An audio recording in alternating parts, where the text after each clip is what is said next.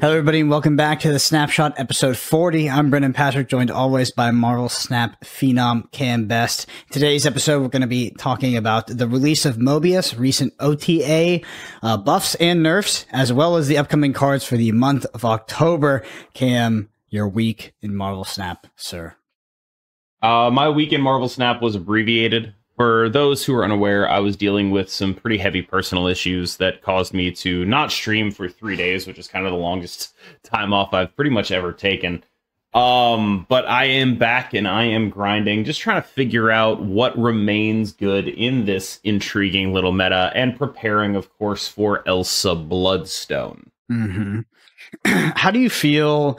I know you said you had to take a little bit of time off in this minute. How did you feel it sort of landed with the release of Mobius? Where do you feel like, and of course, in the context of OTAs as well, where do you feel the Loki decks lie at the time of us speaking here? So on the Sunday prior to the release of Bloodstone.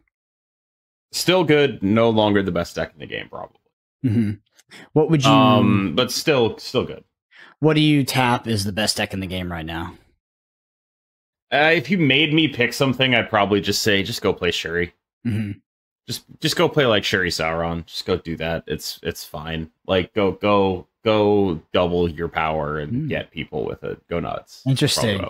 How do you feel with us talking last week, obviously, about Loki's dominance and sort of the power level of the card from just a fundamental game design perspective? And we talked about, the meta sort of maybe overstaying its welcome a bit, but us now circling back to potentially Shuri being the best deck, kind of full circle back. Well, why do you think it is? Why do you think I said Shuri?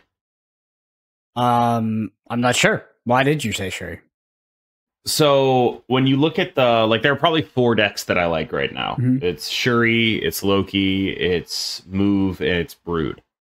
And of those decks, the only one that doesn't still lose to Loki when they just go Collector Loki into you, and you have and you don't have a Mobius, or even if you do have a Mobius sometimes, is Shuri. Mm-hmm. So what the reason I like Shuri right now is because it was already pretty close into beating Loki.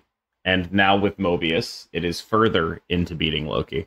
Whereas the Move and the Brood decks, A, they really need to play Mobius. Mm-hmm. And B, even if they do that, you still can lose to Collector Loki.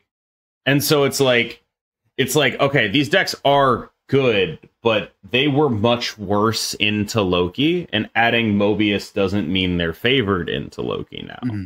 And so it's like, okay, let's take that and then say, look at Shuri. Let's say Shuri was 48% into Loki, maybe even 50%.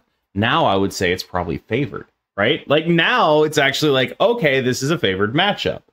Whereas with the Move and the Brood decks, I actually don't know if that's true.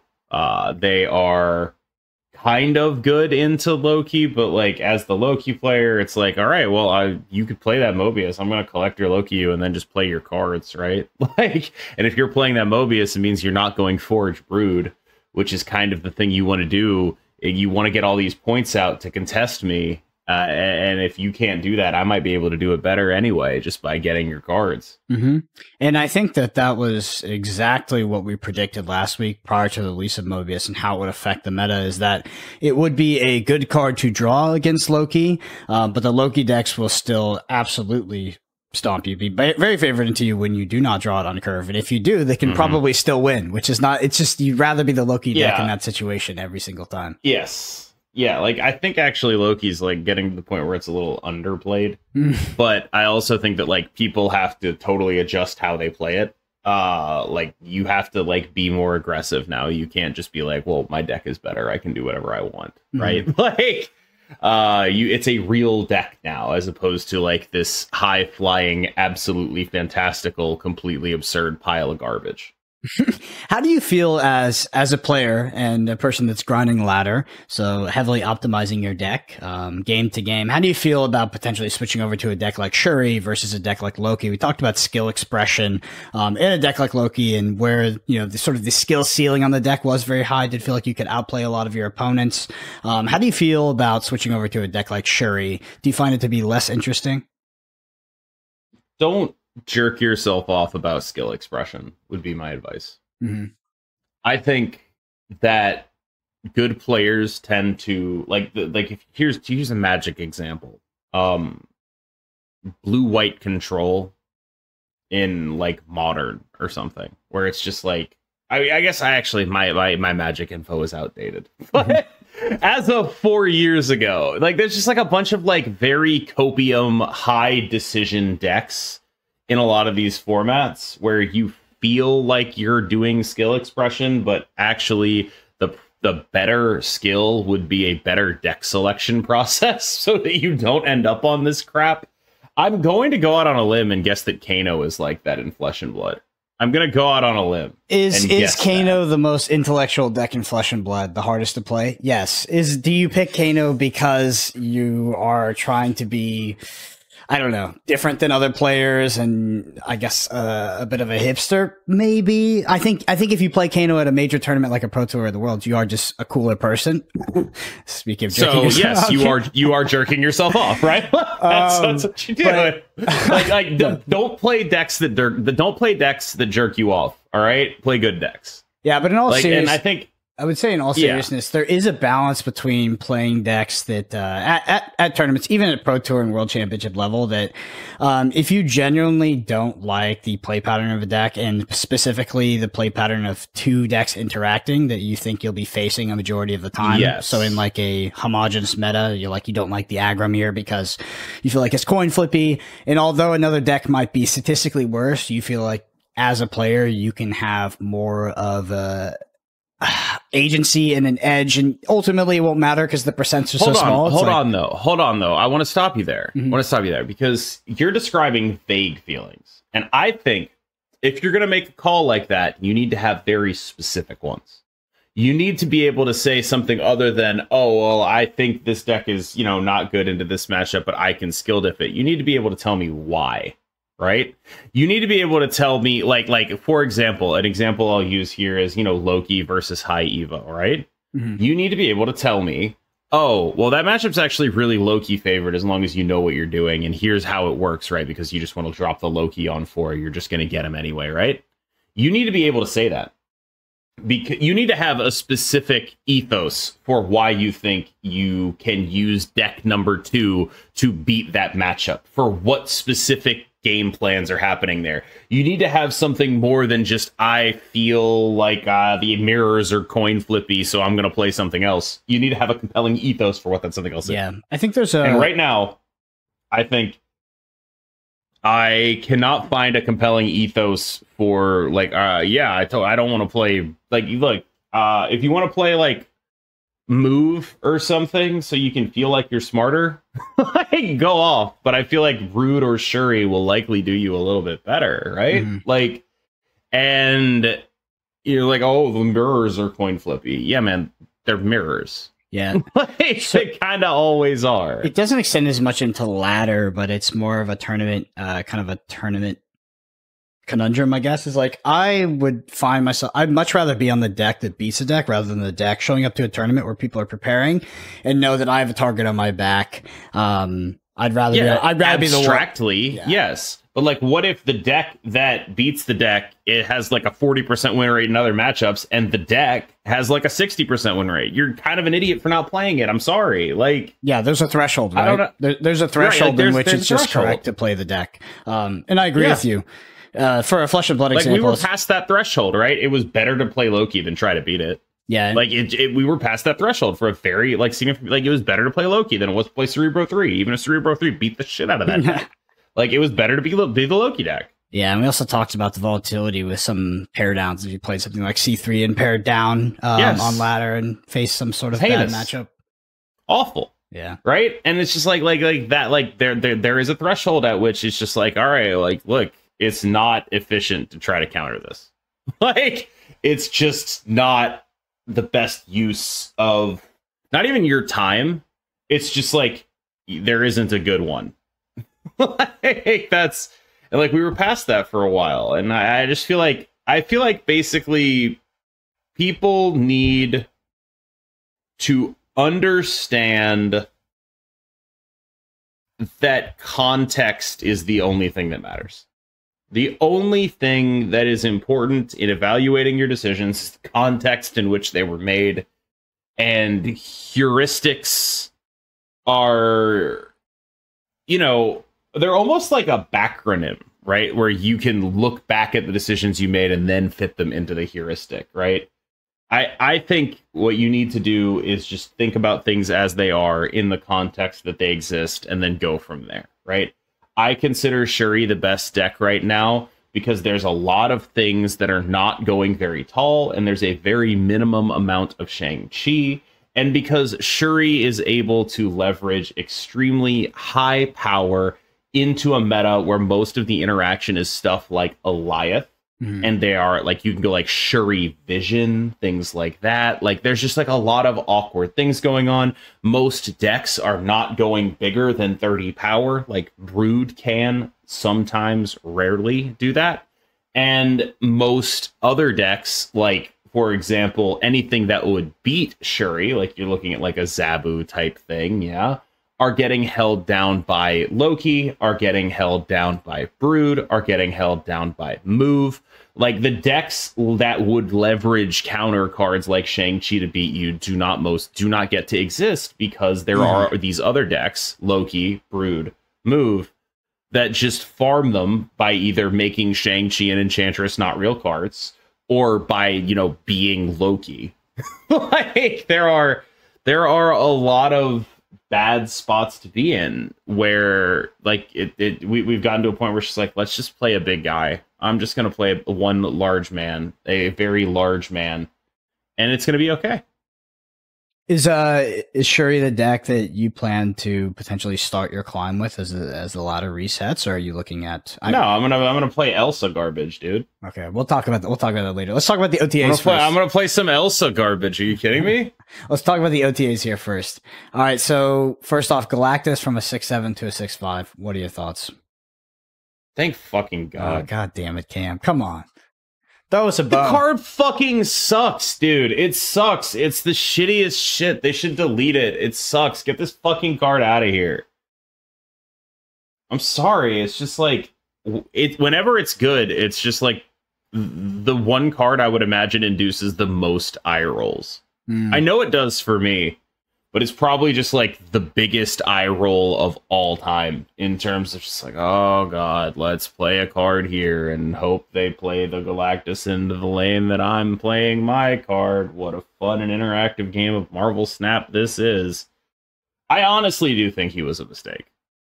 There was a hot take I didn't address. I did a hot takes video. There's a hot take I didn't address from, I think, Delusion 1979. So shout out to you. That was just like, Second Dinner actually just wants to delete Galactus, but don't have the balls to do it. And I don't think that's true, but I think they should want that. I think that's how they should feel. I think they should feel like, oh man, this is not okay. I wonder if there's just a number that they're looking for in terms of win rate, and they just keep walking back the stats until they get there. That is my understanding of what they're doing. Yeah, which makes sense. Because I mean, I like Galactus for reasons I've explained a lot of times on the podcast. I don't like him in every sense, right? He's not just like this, you know, can do nothing wrong card for me, but I like the way that he engages the game, although it's toxic and one-sided. I like that it shakes it up a bit, but I do think there's a threshold. It's a cool idea, right? Mm-hmm. It's a cool idea. The issue is that, like, the play pattern of either A, Electro, Hobgoblin, Galactus, Alioth, right? That specific play pattern is just like, oh my fucking God. And then the play pattern of Wave, Galactus, also just insanely annoying.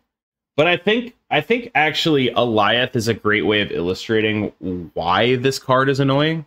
Because when you look at Alioth is fixed arrow, fixed leader, right? Like that's the idea. It's a priority deck game winner that rewards you for having priority, that wants you to do a bunch of specific things and then rewards you for that, right?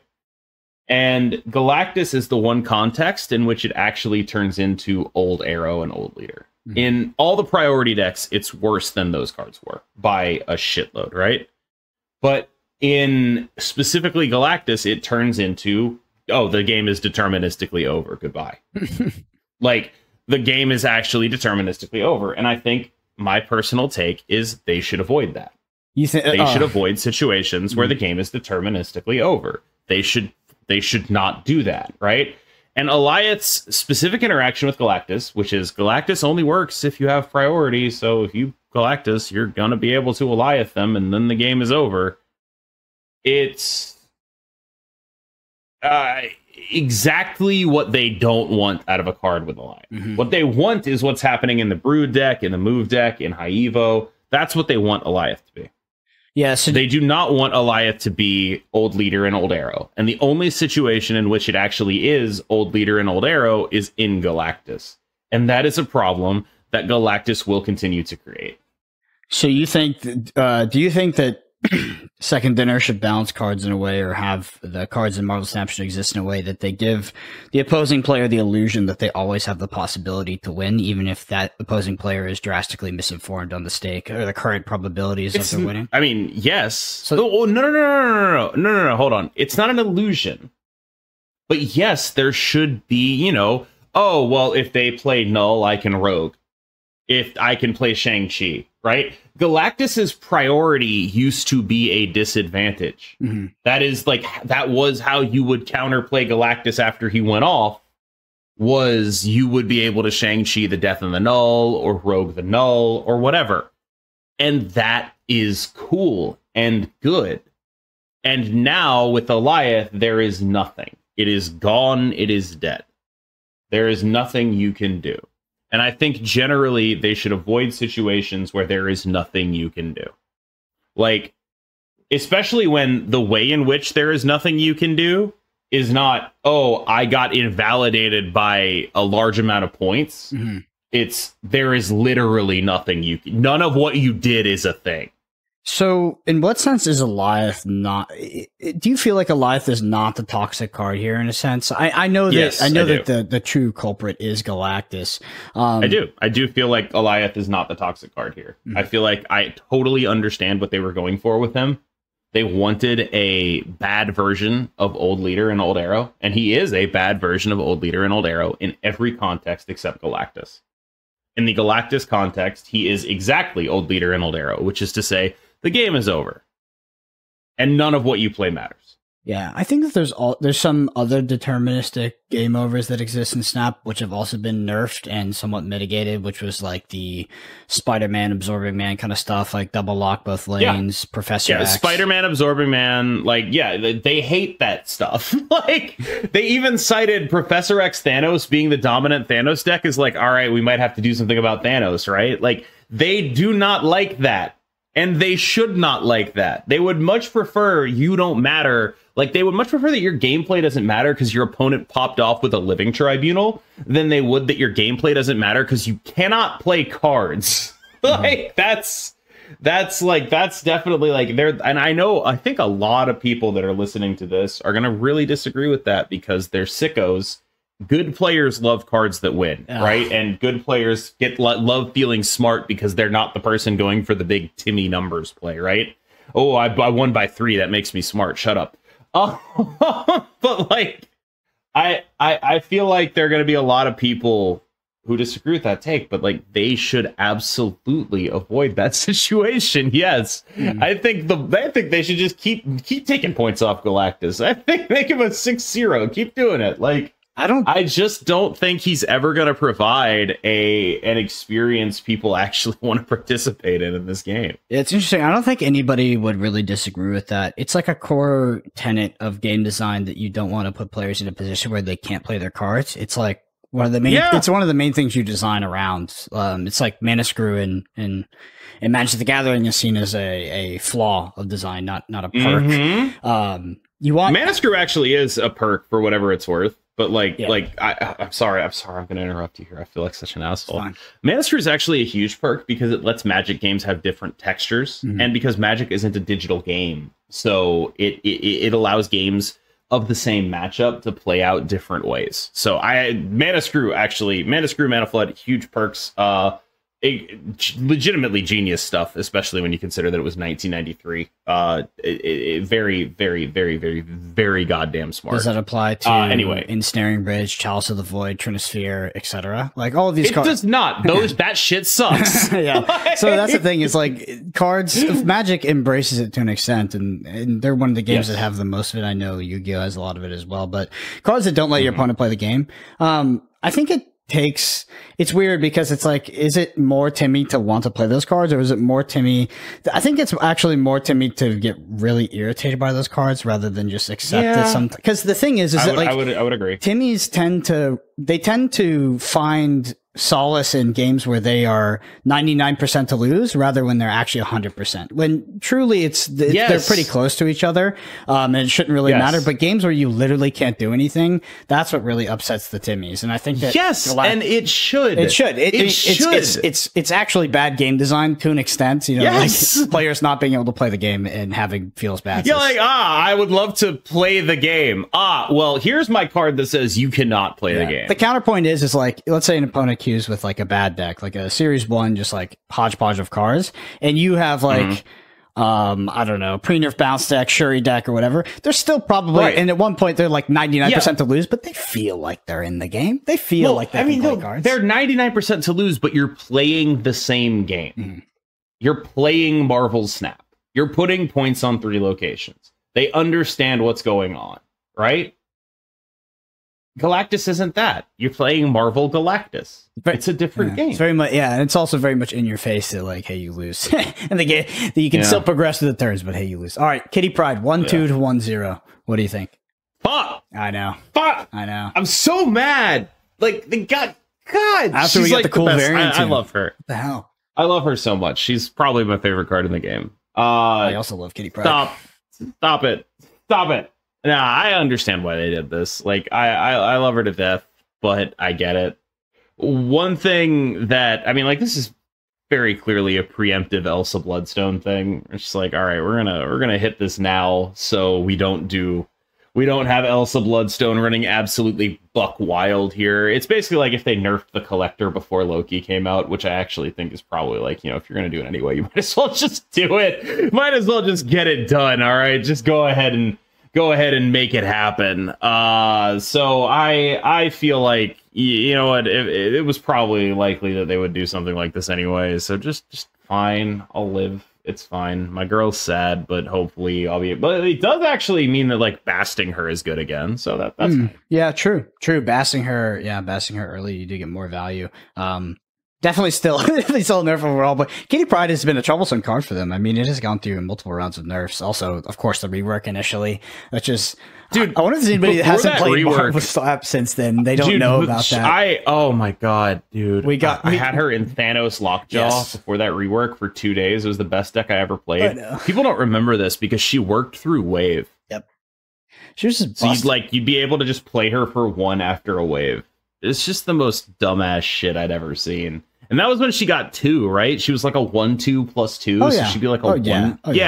She'd be like a 1/10 or some shit after a wave. So you'd go like wave into Kitty Arrow. It was just heinous. It was heinous. Yeah. For those, I don't know if there's anybody listening to this podcast that wasn't playing back when Kitty 5 was first released, but basically the timeline goes that we, as a community, were introduced to the most powerful, probably the most powerful card we had seen since then, and then they promptly removed it due to issues. They removed it in like 2 days. Yeah. I had like a 90-something% win rate. Got rid of her on the season of Hitmonkey, by the way. So obviously synergizes well with Hitmonkey. So now you had this like this Hitmonkey season pass card. It's like, wow, if we had Kitty Pryde, it'd be pretty good. Anyway, on to Snow Guard. The bird and the bear here have gone up in a cost. So 2/3 on the bird to 3/3, and 2/3 on the bear to 3/4. Oh, we got an increase in power on the bear as well. What are your thoughts, Cam? Yeah. I don't get this one. This one doesn't make sense to me. Like, my thought process is, these are only seeing play in Loki. So what? Now you make it so they can again only see play in Loki? I feel like this is the actual downside. We talked to Glenn about this. I think, I don't know.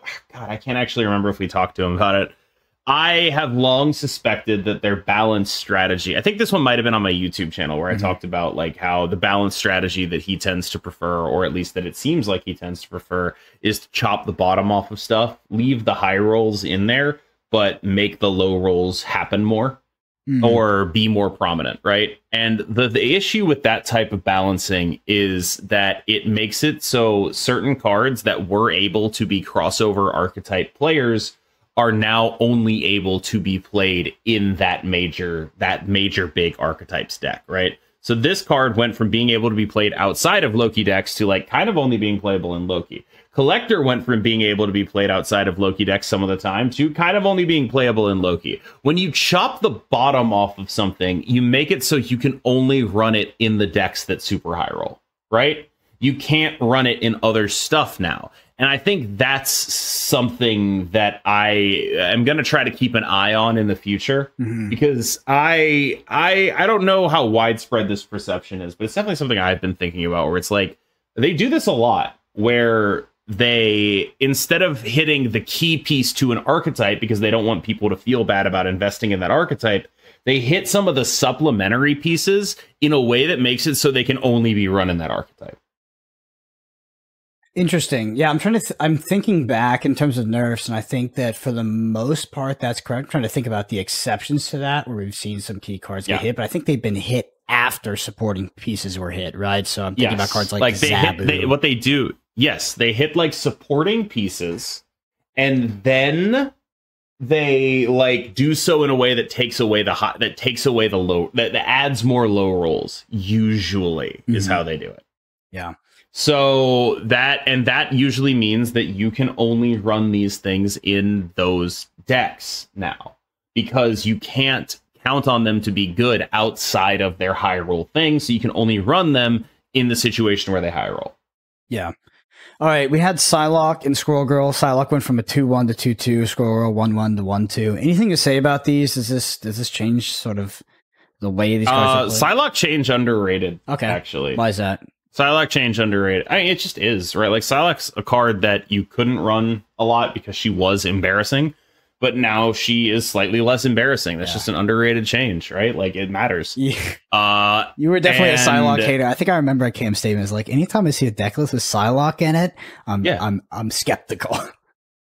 And the only time I was wrong about that was specifically W Thanos, which ran fucking 5/5 drops, which is just like Thanos. You don't get to be like, oh, Cam, you were so wrong because a Thanos deck was good. Shut up.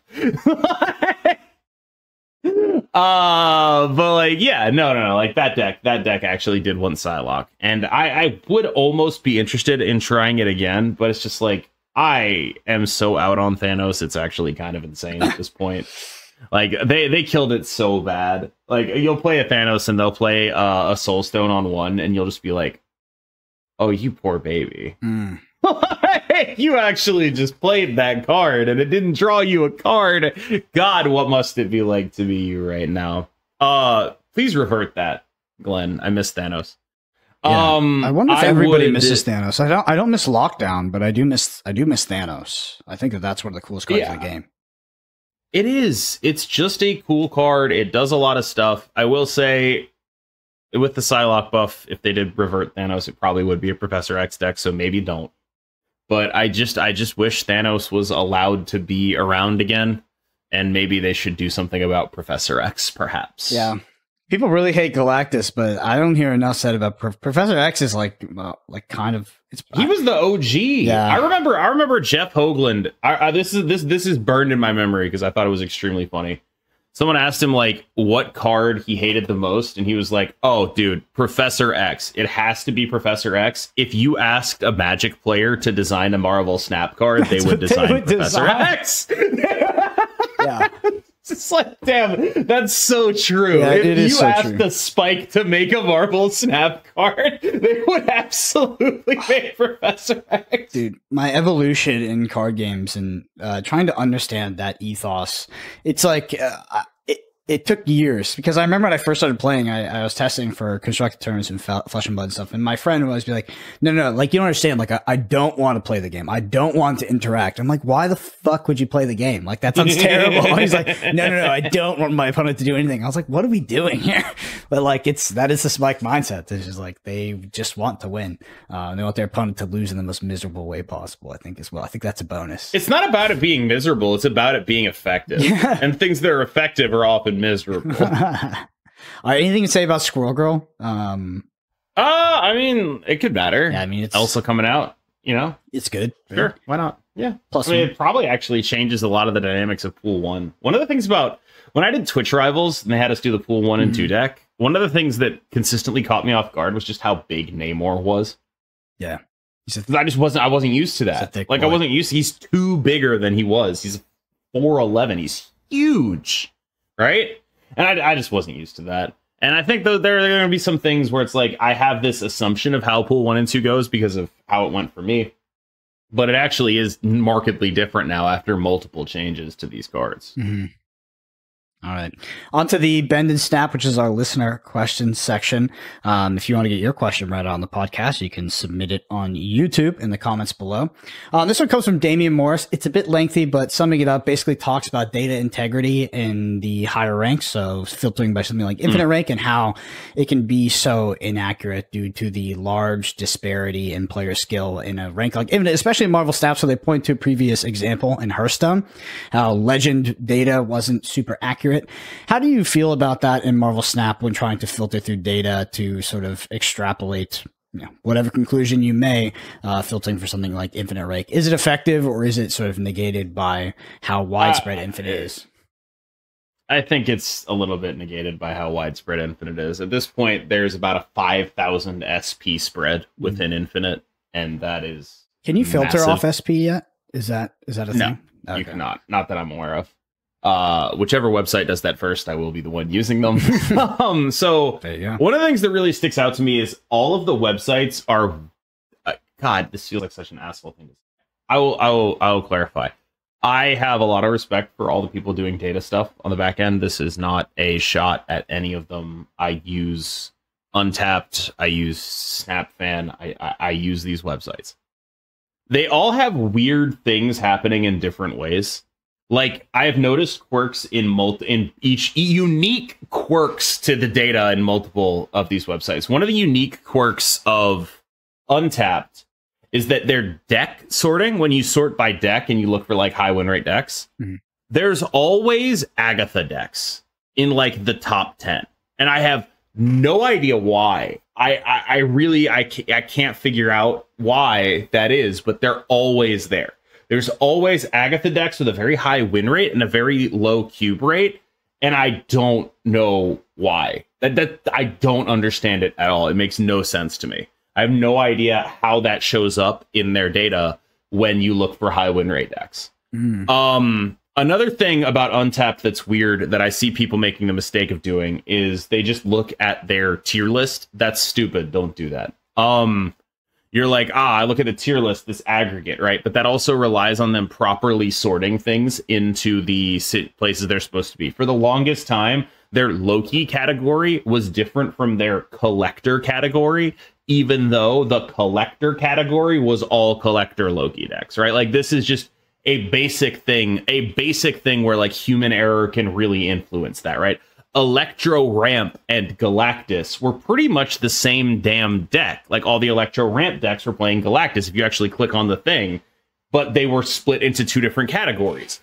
And one of the things that I remember back in the day from HS Replay, which is, these are the guys who actually run Untapped now, was there was this deck in Hearthstone called Cube Warlock. Cube Lock, right? It was that's what they would do. Yeah. And there was also a deck at the same time that was like Control Warlock.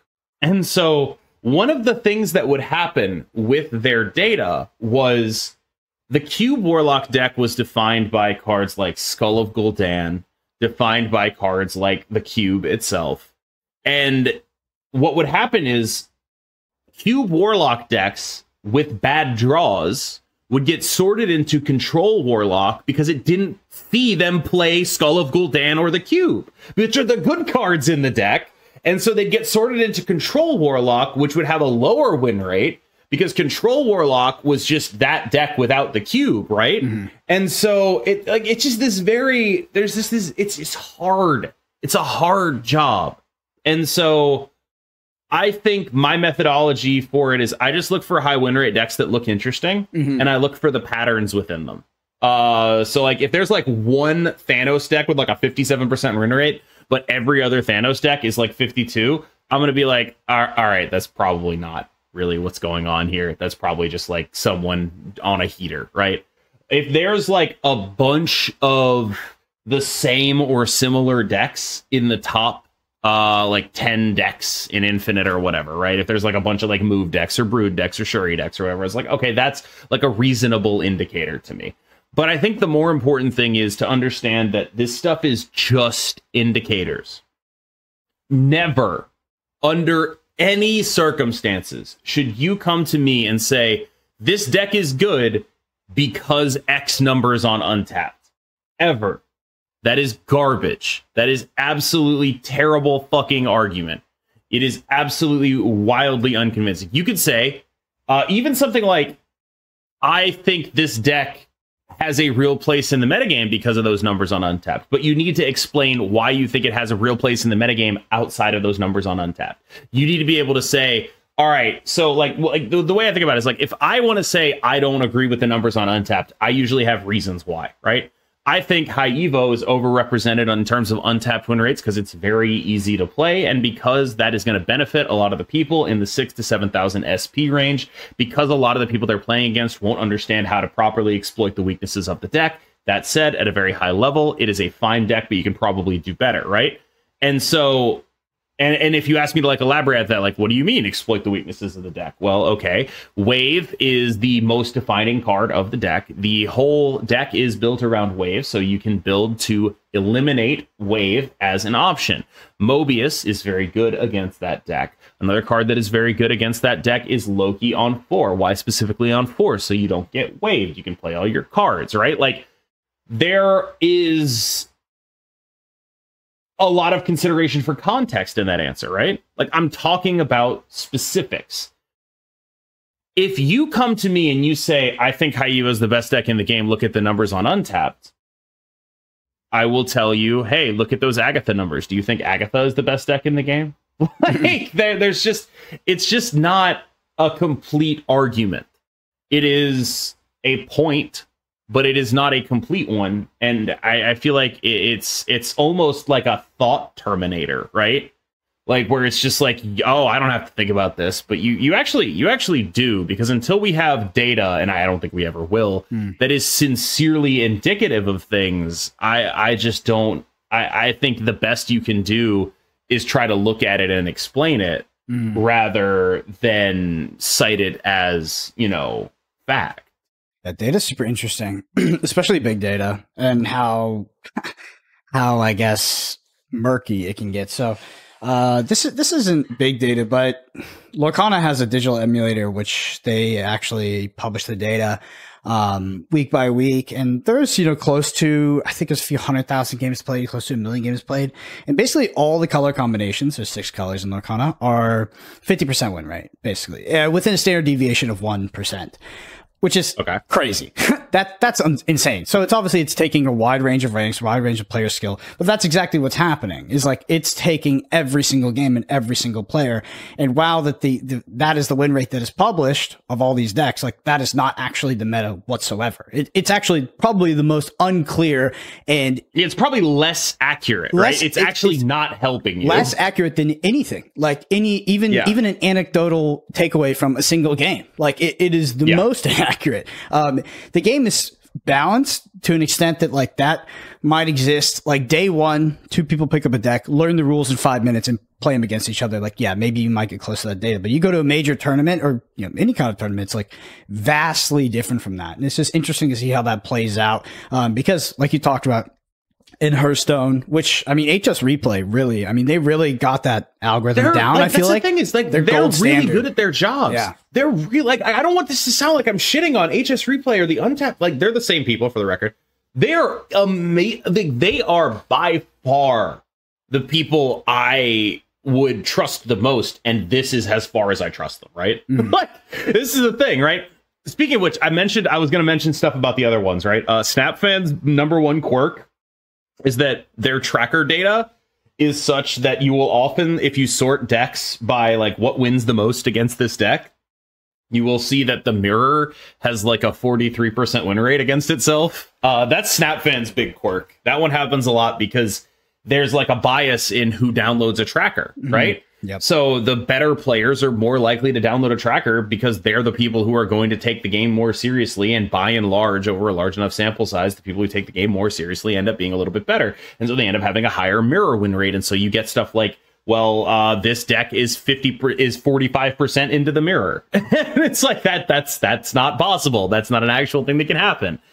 And like, this is like, I like the SnapFan people. They've been very kind to me. I use their website for stuff like this. Again, these are very smart people who are very good at their jobs. And it's like, this is still there because it's hard to do. It's a really hard job. There's a lot of nuance. And it's like, how do you segregate the data to an extent to where you can actually draw extrapolations that are representative of whatever sort of picture you're trying to paint? I think that's a shift. That's a sliding scale. And you can sort of Here's another one with Untapped that fucking kills me. They have like their things like 200 is their sample size, and it's like below 200 sample numbers might be inaccurate, right? 200 is their sample size, but it's also their sample size for Conquest. Why? Why is it the same sample size necessary for Conquest and Ladder when Conquest is actually like a much more in-depth thing that is much like why is it 200? I've always wanted to know. How is it possible that you need the same sample size for games of Conquest and for games of Ladder? Why? I don't understand. Just probably a lack of nuance on the yeah, like it's one of those, again, like these are the people, like I don't think it's doing a disservice to SnapFan or Snapzone to say that Untapped is the industry standard. And they're the industry standards, and there's still this stuff going on where it's like, why is Agatha here? Yeah. Why are those the thresholds? I don't know. I actually don't know. Maybe there's a good reason. I don't know. Maybe we should maybe reach out. You know, we should reach out to Tiago. Yeah, get him on the podcast. We should reach out to Tiago. Answer. Hey, Tiago, can you explain 2 hours of Agatha? No, I think that we probably should reach out to Tiago. Actually, again, like I worry sometimes that I am too honest about this stuff and that it will impact my relationships with these people. And I really hope that it doesn't, because I have the utmost respect for Tiago, for Sank over at SnapFan. Like they have been very kind to me in the past, and I understand that it is a very tough job to do. What I'm specifically getting at here is, if you show up and try to use these numbers as the totality of your argument, I will think you don't know what the fuck you're talking about. That's where I'm at. Like, that's what I'm getting at specifically. It's not like they're bad necessarily, but they cannot be the totality of your argument without you being kind of an idiot. My takeaway and conclusion would be that data from these websites is a tool for you to reach a conclusion. They're not the conclusion in and of themselves, which is what they sometimes present themselves to be, right? Because that's what some of this metadata looks like at least that's what it looks like at first, right? But you need to use it as a tool to reach your own conclusions. All right. Yes. Sort of last minute snap question. That was a much nicer way of saying it. That's because, that's what I meant. That's what I meant. What he said. I took it. It's like if you said it, but you said it much nicer. It's like I actually do need to learn to do that, because like I worry about not necessarily, because like I think a lot of people who are rude tend to be like, oh, I'm too honest, and I worry I'm doing that, right? Like, oh, I'm just too honest. But like I could have found a nicer way to say that, and I think the way you said it is a much nicer way to say that. Like, these data websites, they point you in a direction, but they are not the conclusion. And if you're treating them as the conclusion, you're making a mistake. All right. Next business snap question comes from me. Do you think that 315 for 1 is a mid-level bench? Yes. So do I. Yeah. This is like, there's a lot of people.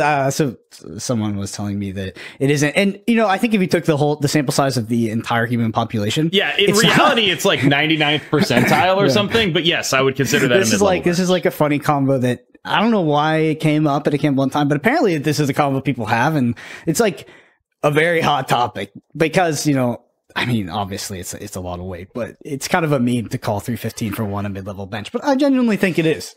No, I would call it that. Is that what you do? No. I rep like 235, 245, so 315 for 1 is not too out of my range. I honestly don't do the for 1s anymore though, because I work out alone. So like, I have not gone for a 1 rep max in probably 5-6 years. There's no reason. Is there a reason to get? Yeah, it's fucking awesome. Yeah, except for that. What? It's fucking awesome. Okay, that's the reason. You're almost 30 years old. You work out by yourself. Like I am 30 years old. Well, then what's the? I am 30 years old with arguably 2 bad shoulders. Yeah. So there is. I mean, how many Lambies did you bench? Was it? I did 3 Lambies for 3. Oh damn! Yeah, it was like 385. 385. Yeah. Yeah. There's no. I think at this stage, it used to be higher. My max ever is 465. That's a lot. Yeah. That's a lot. That's not. I don't think I can do that. That's anymore. Not a mid-level bench. No. It gets. I don't think I can do that. It gets exponential as you start to get up there. It's not like a linear curve on the weight. It's really not. Like once you get 4 plates on there, it's immediately elite. Some people, right? For some people, that's 3 plates. For some people, that's 2 plates. But you will hit a threshold in which that the difficulty goes exponential or parabolic. It is. Okay, so once you start going to the gym, that's the moment you become forever small. Because whatever you can do, if you can do it, it's obviously not that good, right? Like I would never be part of any club that would accept me as a member, right? I remember when hitting 1 plate was something I couldn't do. Mm-hmm. I remember when hitting 2 plates was something I couldn't do. I remember when hitting 3 plates was something I couldn't do. I remember when hitting 4 plates was something I couldn't do, and it might actually be something I can't do again. I'm not actually sure. I think I probably could, but I think I wouldn't want to. Mm-hmm. But I remember all of that, right? And as soon as you hit it, you're like, "Oh, that's terrible. That's not worth it." There's some deeper psychological issues that are going along with that. That's what I'm saying. Like that's what I'm getting at, right? Like a lot of people, like you start going to the gym because you don't like who you are. Right? Like a lot of people, that's why you start going to the gym. You don't like who you are. And so if you don't change that, nothing you do in the gym is ever going to be good enough for you because you don't like who you are. I feel like a funny paradigm with the gym, and it's just, I know we're off topic. We'll get back on, I promise soon. Is that initially you go for a certain result, an aesthetic, a number, whether it's a lift or, you know, some sort of physique you're going for. But then as the years kind of go on, you literally just go to go, and the actual results just don't matter at all. It's weird. It's like the actual suffering of the act becomes the pleasure in and of itself, which is when you reach like the nirvana of exercise. I think, I don't know, it just becomes routine, and that's why it becomes having a home gym is so weird because I'll like take pre-workout and go do the bench and then just like go watch TV for 30 minutes and then go do another set. It's just like what is this habit? Like I'm just watching like Burn Notice or whatever, repping 315. What am I doing? Like, the beta alanine is making you feel like your face is like has ants on it or something. Yeah. This is not going to the gym anymore. This is like I'm relaxing. I'm just literally fucking around at this point. A whole nother conversation of like we will not get into it, I promise. But it's like most effective way of lifting. Like a lot of people turn weightlifting into a cardio exercise, and it's like, is it the actual effective way of doing it? Lifting hard, sweating a lot is like, or is it this sort of paced out, a lot of rest, multiple rest days in the week, etc. I know that people are pretty split on that. I don't even know what the science says, to be honest. Anyway, back to Marvel Snap. Elsa Bloodstone, 2/2. If you play another card to fill a location, give it +3 power. You said this is a card you're excited about. Explain to me why. Yeah, she's like a 2/8 at least. Like, that's a pretty big stat line here. Like, she's not going to be broken the same way like Loki is broken, but she's just like that. Those numbers aren't right. Those numbers are too big for that card, right? Why is she a 2/2 if, like, first of all, she could be a 2/0 and we'd still try to build around her. But at 2/2, it's like, all right, well, if you fill 2 lanes up, she's a 2/8. If this is a one, how easy is it to fill 2 lanes up? Relatively it's easy. Extremely easy to fill 2 lanes up, right? Like, and think about that. Like, this is the real comp. Compare her to Dazzler, and you're like, oh, what the fuck are they doing? Like, that's, if this was a 1 cost, would it be worse? Because you could Killmonger, right? Like, what is that's exactly what I was thinking. It's like yeah, you would die to Killmonger, but you could play it on the final turn of the game. True. Yeah, with a bunch of stuff. Yeah, that is the paradigm of 1 cost cards in this game. You don't play them on turn 1 sometimes. Yeah. So I don't know. That's actually an interesting question. 2/8 is that's a good stat line, and I think that if your deck is built to fill lanes, you will fill lanes. Obviously. Yep. Yeah, it seems like a very powerful card. I don't know. What do you think? It's and like the 2/8 is like what I would consider the floor of any deck that would run. Yeah. That. If she's a 2/8, and just like is the litmus test is like, can you out point slam Shuri? Yeah. That's pretty much it, right? Like, and Bounce has shown an ability to do that previously, right? Like, Bounce has shown an ability to do that. What about Brood though? Like, what about you're a Brood deck and you use Elsa as like your method of, okay, well, they Shuri'd my Brood lane, but I get like an Elsa, I get like a Silver Surfer, I get like a Patriot, and now I can beat that Red Skull. Man. Because like that's always the litmus test when it comes to Shuri is, can you flip the Red Skull lane, right? Are you able to flip the Red Skull lane? Has been the way to beat that deck forever, right? I remember playing Gunny Patriot to flip the Red Skull lane. Like, that's what you do. That's how you beat the deck, is you flip the Red Skull lane, and then they just absolutely roll over. And if you can do that, if Elsa lets you do that, that's actually suddenly quite interesting, right? You put a Patriot in the lane with the Broods, and then you Silver Surfer, that adds 8. The Patriot itself is adding at least 5, right? Because 2 Broods plus the Patriot itself. And so suddenly you've added just like 13 power to that lane. That seems pretty compelling for like a final, like that's like, okay, like that's, you went like Forge Brood Avs, and then your turn 5 is like Elsa Patriot, and it's like, oh shit, that's a lot of points. That's a whole lot of points. It might, like, it's definitely some interesting things going on there. I really hope Bounce is good again. I love that deck. That deck is so fun to play. I worry actually that Bounce might be too good, because now that, like, what are you supposed to do to beat it? We're gonna go back to here's the actual like what are you supposed to do to beat that though? Shadow King. Yeah, if you don't have priority. Shadow King, I mean, Bounce is already, Shadow King hits a lot in Bounce. It hits a lot in Bounce, so that's the thing. It's like, I mean, I don't think Shadow King is the answer. Don't get me wrong, but like, it is a good card against Bounce, and priority is not super important. Okay, so Bounce runs Luke Cage now. We did it. All right, fuck you. like it's not actually that hard to beat, is it? Right? No. It's more of a surprise tech card, right? Yeah, like between Luke Cage and like Mobius, there's like a lot of the things that are supposed to beat Bounce probably don't anymore. That's my favorite thing about Bounce, is all the things that people think beat Bounce don't.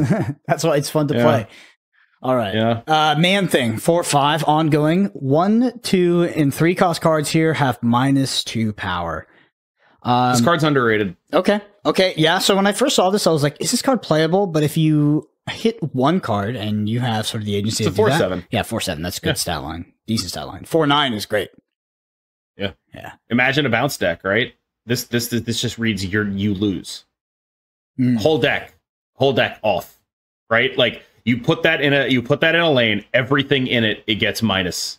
Yeah. Again, Luke Cage might be a little pretty important in those decks. Yeah, I mean, Luke Cage is now the equity of Luke Cage goes way up. The equity of Luke Cage is like, no, this card is underrated. This is a big fucking guy. I actually legitimately think this is a pretty solid card.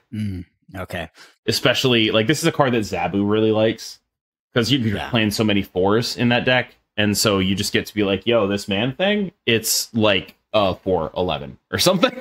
we're just gonna slam this guy down.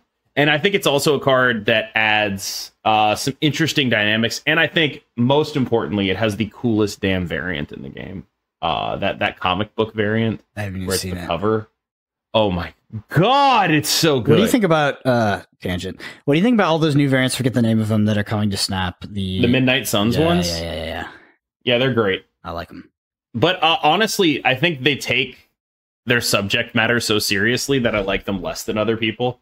But at least if they're going to take their subject matter seriously, they do so in a way that is not... There's something about taking your subject matter seriously with an engraving, as opposed to taking your subject matter seriously by drawing it photorealistically, that I do prefer, where it's still a little stylized. That makes me like the Midnight Suns. That makes me like the Midnight Suns one a little bit more than, say, like an Archer. I think I was thinking about it because I've definitely been buying less variants recently. I don't know. I don't know if it's just like the progression of you, a player in Marvel Snap, or if I just kind of came off of it. But I do like my Chibi collection, my Chibi Baby collection, because of its lack of seriousness. And I just think it's hilarious to beat people with that. Black Knight, 1/2. After you discard a card, add the Ebony Blade to your hand with that card's power once per game. Ebony Blade is a 4/0, so 4x on what you discard. What are your thoughts on Black Knight? I'm really interested in, various infinite bullshit things. That's the thing, right? Infinite. I'm interested in whatever dumb infinite bullshit I can pull off with this. Yeah, you just like Lady Sif, the infinite, and yeah. I think it's pretty fun, right? Like there's probably some cool stuff that can be done with this guy. High variance, I think, but really, the curve is super clean, right? We do this on one. You have to run Chavez in this deck. You are legally obligated to run Chavez in this deck because of how obviously you need this card early. Yeah, so you just Black Knight, you do whatever you want to do on 2, Lady Sif on 3, and then you basically play a 420. It's like sick. Blaze it. You go like 420 into 520 Taskmaster. True. Blaze it. That is just you just blaze it. That's gonna be a nice little high variance deck. People like the busted stuff. I mean, that's the kind of deck that actually loses to Shang-Chi, though. That kind of deck just gets Mondo rolled. That deck's top end is... Yeah, I mean, I guess it's priority based on Taskmaster, but the top end is null or something now. It's just like just preparing to get Shang-Chi. He's null 620. Yeah, no, I don't know. But like that is definitely like, oh, okay, that's a game plan. I'm happy to experiment with whatever kind of garbage comes out of that. That sounds awesome. I don't know if it's going to be very good, but it is very high power.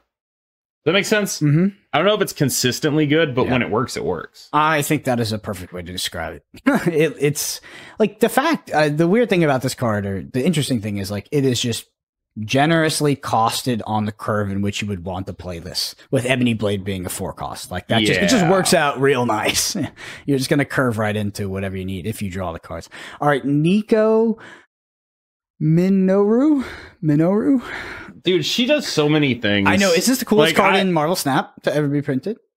It's up for debate, right? There's a lot of cool cards in Snap. Galactus is a thing. We all love Galact now. Dude, you want to know? You want to know my thought process on this card is like, there's at least 2 of them that I think, at least one of them, I think it definitely sucks. Right? Are you gonna read all of them? Yeah, I'll probably read all of them. Okay, go ahead. I'm gonna go through it. All right, so Nico is a 1/2. It says on reveal, after you play your next card, cast a spell. The spell changes each turn. After you play your next card, cast a spell. Okay, yeah. So in those spells can be a myriad of things. I'm gonna read them off. So it can change to on reveal, after you play your next card, it becomes a demon, which is a 1/6. On reveal, after you play your next card, destroy it and draw 2 cards. As you play your next card, move it 1 location to the right. After you play your next card, give it +2 power. After you play your next card, replace that card's location. After you play your next card, add a copy of it to your hand. And after you play your next card, double this card's power. Your thoughts? I feel like it has to be good because it does so many things. This is like we've seen with like Snowguard and Legion that the more things you do, the better a better player can use you. And she does so many things. She does so much. There's so many things that she does. But I do worry that none of them are particularly high impact. But she does a lot of stuff, right? She's like a toolbox, but also they're not very high impact. How does this card work with, so you play this on one and then the next card is just casting one of these random spells, and the only way you can sort of you know what her text is. Yeah, you know what her text is, but the only way you can not trigger that text and get a reroll on the text is if you skip your turn, right? I don't think you can get a reroll on the text. So I think she locks it in when you play her. It says the spell changes each turn. I wonder, actually. That's a good question. I thought she locked in when you played her. Okay, so that's what I got this from Marvel Snapshot, so that's where I got the text. Is on reveal, after you play your next card, cast a spell. In parentheses, the spell changes each turn. So I'm assuming you can skip your turn. Interesting. And then change that, which adds more modality to the card, makes it potential. It does. But you can't skip your turn and snap unless you're, I mean, you can. Sunspot, right? Sunspot. Good. So you're playing this on turn 2. I mean, this card is really cool. I don't know. This is the kind of card that Second Dinner, these are the kind of cards that Second Dinner should be designing in a digital game like Marvel Snap, where so much kind of. You think so? Yeah, I think it's really interesting. Like, you can't get this experience. I actually think she's too complex. Okay, that's possible. I mean, but I actually think it's just like this is like, are people really going to be excited about that? I'm hyped. Like, are they going to be like, okay, are non-sickos really going to be excited about that? Like, are you like, who are you getting excited for with modality? Like I don't know. One of the things about Loki that I do think they deserve kudos on is they printed a very powerful card that just reads very simply. Yeah, play your opponent's deck for cheaper. Yeah, play your opponent's deck better. That's the card. Like, and I always think about complexity creep killing games rather than power creep. Because, like, I'll look at Yu-Gi-Oh! And, you know, obviously it's power creep to shit. So it's just like, I don't know what the fuck is going on. There's too much words. There's too many words on these cards. I mean, Yu-Gi-Oh! And so like a card like Nico, it feels like that a little bit to me. Yu-Gi-Oh! Is like I actually think it's a good game, but like, it is like the premier shit show, shit show of so many things you shouldn't be doing in game design. It's like terrible templating, long paragraphs, so many cards that say you can't play your cards, and it's like it's an outlier. It's an so enigma. Much. Yes. So the reason why, but like even Magic, like the average text box has gotten longer and longer and longer and longer and longer, right? Yeah. And like, you know, the example in Magic is like, you know, Questing Beast, right? Which just has like 27 abilities and nobody knows what any of them actually are. Mm-hmm. And so like Nico, it's like, I think she's cool. I think maybe 7 is too many. So like, what if she was less effect? I would draw a parallel, not to Questing Beast or Yu-Gi-Oh, but towards Yogg-Saron's Puzzle Box, which I think is a really fun card from Hearthstone. I think this is more similar to that than it is to No, that's different, because Yogg-Saron's Puzzle Box could be big. None of Nico's stuff is big. Right, like Yogg-Saron's Puzzle Box has the upside of like, this could win me the fucking game right now. True. I don't know. Yeah. Nico is so marginal. All her stuff is so marginal. It's like little bits of stuff. I will say though, destroy your next card and draw 2 cards. If she just said that, would she just be the best card in the game? Probably be pretty close, right? Like, I think she would just be like, you'd go like Nico, Bucky, game over. Like, it would just be like, oh my god, that's insane. I was thinking like Dak and Nico, Muramasa Shard. Yeah, but like any of that, she'd just be like hella insane. Yeah, and like that ability specifically is so fucked up that I think she probably has to be strong. But like every other ability is like, you know, okay, that's fine. Like that one is so good that the power level on her is like I can't, like, good lord, that text is very strong when you hit it. Yeah, I think in conclusion, this card is, I'm happy they designed this card. This card makes me excited, and I like to see a card like this, and it will be a good test if the community receives it well. I mean, the card might not be good overall. I think it will be, but I don't know if, like, maybe there's current, Nico can come out and there could be a synergistic tier 1 deck that just is, can't fit it in there, right? And it just has a better one drop and a more synergistic one drop, and Nico's not an impactful card. But this card adds a lot of, it's a toolbox, which is cool. I don't know how much of a I do specifically think it's probably good in Destroy. Yeah, I don't know how much of a toolbox this card is, though, because in Destroy, basically what you're asking yourself is like, I'm playing Nico to try to get this upside, and then like the floor on all my other stuff is like fine, right? Right, but the floor on all your other stuff is like fine. You get some location control, which you didn't have. Mm-hmm. You can turn a guy into a demon, which you're usually interested in doing, right? Like think of it like popping the Bucky, right? Mm-hmm. That's totally fine, right? If you like, there's just like some interesting stuff that she lets you do, like her demon ability and her draw 2 cards ability are the ones that stand out to me, where it's just like, oh, I can see how that's good. Yeah, and the copy is not bad. I think that every ability except move to the right is above rate, right? Mm-hmm. So demon 1/6, destroy, draw 2 cards, obviously broken. Move to the right, neutral. +2 power, that's a 1/4. Replace this card's location. I guess that is also somewhat neutral, but we know why in Legion that can be good. I guess because you are somewhat manipulating location, you just have like less information, I think. Mm-hmm. Anyway, add a copy to your hand. That's again, I guess that's a 2/4-ish. It's probably more like a 2/6. I'm not sure. And then double this card's power. It's just a 1/4. So there's a lot of reasons why Nico's good. I think it's just above curve on not most of its stuff. Yeah, it's just a good card a lot of the time, and then like if you can build to abuse 1 or 2 specific ones, like if you actually hit that, Nico Bucky, draw 2, we're done here. Like that's a completely insane thing to do. Drawing 2 cards in a game where there's so little card draw is just ridiculous. Drawing 2 cards to the upside. Yeah. Yeah, like drawing 2 cards, even if you just blow up whatever the other card you're going to play is, like just drawing 2 cards in Marvel Snap is extremely powerful. Yeah. All right, last one here. Werewolf by Night 3/3. After you play an on reveal card at another location, move there and gain +2 power. So it's effectively, I don't get this card. Yeah, effectively a 3/5 that moves. It's kind of like a weird. How is it effectively a 3/5? I have to play. You have to play in on reveal cards. So that probably should have been. That probably should have been in quotations. I thought that was an on reveal of this card. So after you play an on reveal card at another location, move there and gain +2 power. So like I don't get it. You're jumping. People are really high on this. Really interesting. Yeah, like people are high on this, and it's like it feels. It's the kind of card that you would want in a mid-range deck, right? Where you're going like, I'm going to play like some good stuff and get ahead and then crush you with Goliath, right? But I'm not understanding how it's ever... Okay, here's the interesting one, though. Mm-hmm. What if you go Werewolf by Night into Brood, into Absorbing Man, and then just keep moving it around?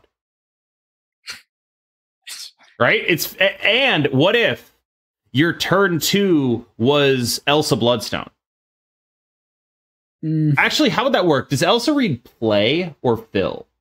Just scroll up and see it. If you play another card to fill a location. Oh, wow, that actually changes so much. No, I had a dream. I had a dream there where it was like Werewolf by Night zooming around the board to fill locations and getting Elsa buffs too. And it doesn't work, does it? I don't think it works. That was my dream. So this isn't a once per game effect. No. So yeah, I mean, this card, I don't know. I think people are valuing this card as a 3/7, right? Where you do this twice over the course of the game. So, yeah, that's not even good though. Well, I was the first to value it as a 3/5, and I was like, you at this stage of Marvel Snap, you should not be jumping through hoops to get a 3/5. Like 3/5 is yeah. It comes for free. And I don't even think you should be jumping through hoops to get a 3/7. Interesting. We're jumping through hoops for 3/15s right now, dude. Yeah. Forge Brood. What are we doing here? It's not exciting though. I mean, this card is fine, I guess. It just doesn't get me super excited. Because there's definitely a ceiling on this card, I think.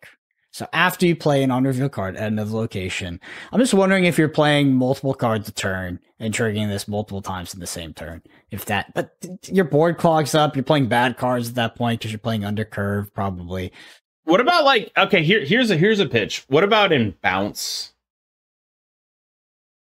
What if we do it in bounce? A lot of those cards are on reveals. You can just like move it around the board, get some power. That makes sense? Is that a thing?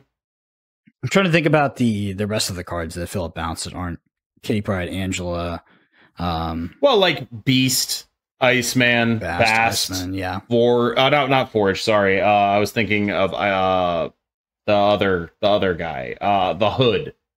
Beast, Iceman, Bast, the Hood. There's a lot of on reveals. Maybe it goes in bounce. I can see that. That kind of makes sense to me. Like, it's a points card. That's the kind of card that deck is interested in. Like, it's maybe, I don't know.